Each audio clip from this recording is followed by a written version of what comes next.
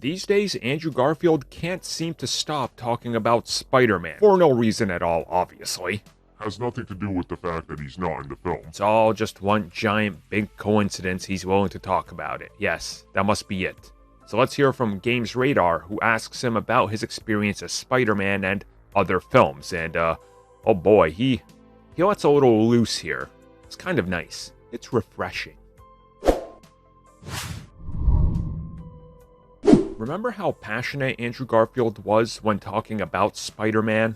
When hyping up the movie? Even going into TASM 2? And then slowly you could see in interviews, you could see it in his eyes. You could see his passion.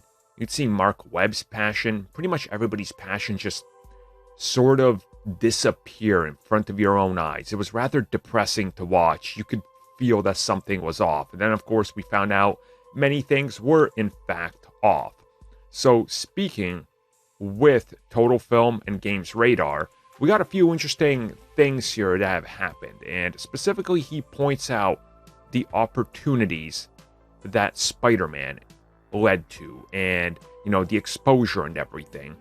And he talks more about Spider-Man in general, talking about how much there was going into this. And how at some point you feel like it's all just taken away.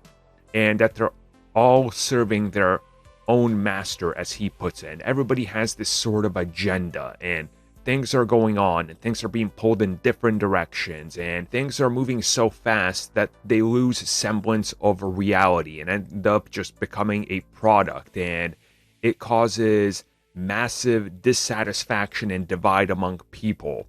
And that everybody trying to serve their own master and fighting over who gets what and the creative differences, it all compromises the final vision.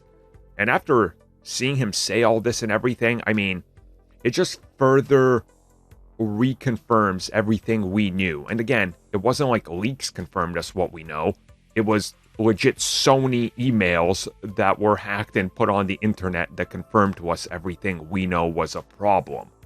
And this is one of those things where Garfield is finally talking about it, and one would have to assume that he's more comfortable talking about it now and naming people by name because they've sort of buried a hatchet, right? Like, don't hold on to a grudge for this long.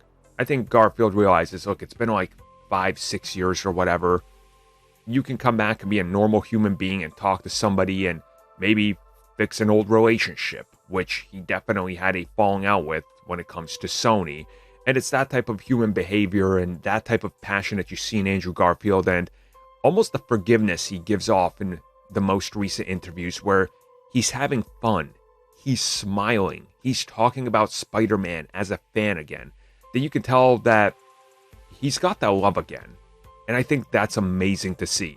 Sure, I didn't love the Amazing Spider-Man films, but that's nothing against Andrew Garfield, who I think is a tremendous looking and sounding and authentic version of Spider-Man.